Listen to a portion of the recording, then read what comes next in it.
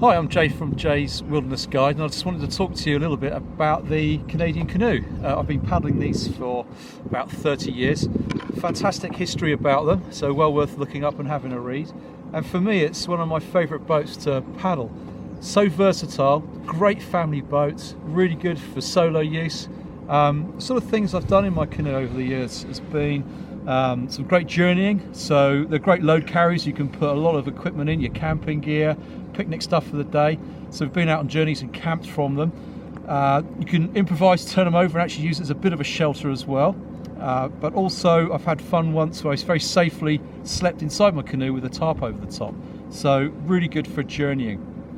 Other things I've done in these is gone hunting. So been out with my spear fishing gear, used it as a vessel to get myself from one location to another, dropped over the side, had it on an anchor, and it's a great thing to throw your kids on, throw your fish into, going off, but also fishing from. It is such fun to fish from these boats, especially when you get still conditions, a reasonably sized fish on the end of your rod, and when you pull, the boat will actually move with that fish dragging you around. To a degree, it's really good fun. So great for gathering food and also foraging from the shores, getting to locations where not many other people can get to, where you can go out and do some sustainable foraging from your canoe.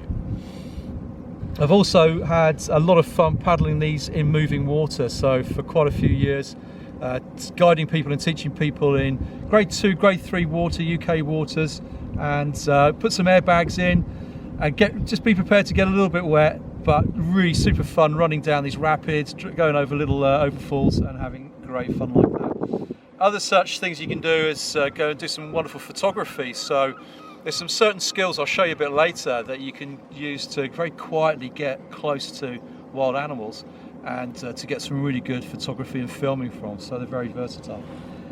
Just having little adventures with your children. Both my sons have been in these canoes since about the age of 12, 13 months with buoyancy aids on, or life jackets, and basically gone out and just paddled around little creeks and had a lot of fun where they can just trail their hands over the canoe. One or two disadvantages is that they do catch the wind a lot, so it's always good to be in a position where you can get yourself to shore if the wind is strong, and this is the skills that you'll learn and develop as you paddle with other people, and a few things that I'll cover in my future sessions on canoeing. They are superb boats to have, and once you've bought one, they last for a very long time. Get a good 20 years easy out of a well looked after canoe.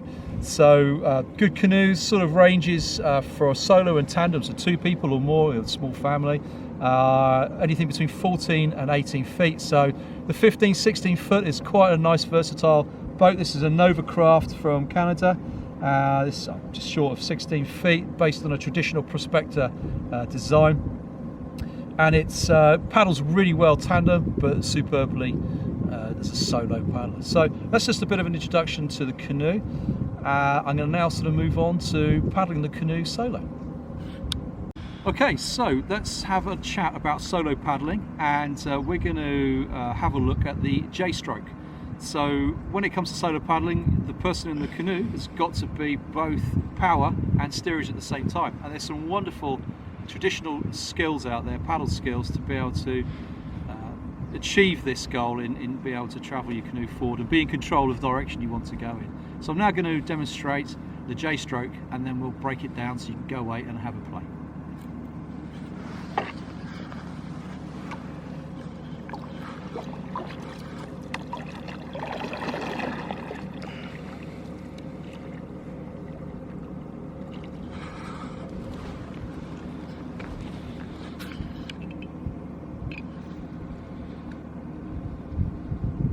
Okay, so we're just going to have a quick look at the J-stroke. You can spend hours and hours discussing this stroke, and there's papers online you can read about it. We're just going to have a quick look at what it's about so you can get out and have a play yourselves.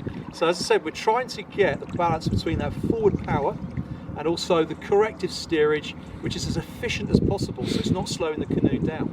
Bear in mind that you may be doing 22 clicks a day, 22 kilometers a day paddle, up to that, so you do need to have something that's efficient and effective, and it's going to be sustainable for your abilities throughout the day, and pleasurable as well, because it is fun to go canoeing. So just to break it down, we are looking at the blade reaching out in the traditional forward paddle style. So you reach forward and you can feel the body rotate when you do this. It's good to get your body rotating so I can feel my shoulder leaning forward, getting my blade vertical, putting my paddle up to the throat in the water, and then as I pull it down to my hips, that's my power phase.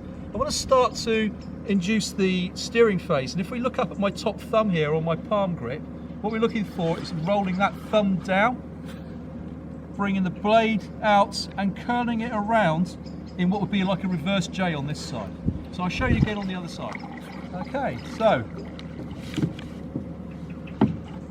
we're looking at winding our body up, planting the blade for the power phase, dropping the blade down, nice vertical paddle with the blade 90 degrees to the keel line, coming down level with your hips. So when we get to this point, we start to turn the steering on, where we roll the top thumb facing down and roll it back into what would actually be a little curl in a J stroke there, okay? So plant, pull, rotate, steerage phase, coming around and lift your paddle out again. So I'll go off and I'll do a few runs so you can have a closer look at what that looks like.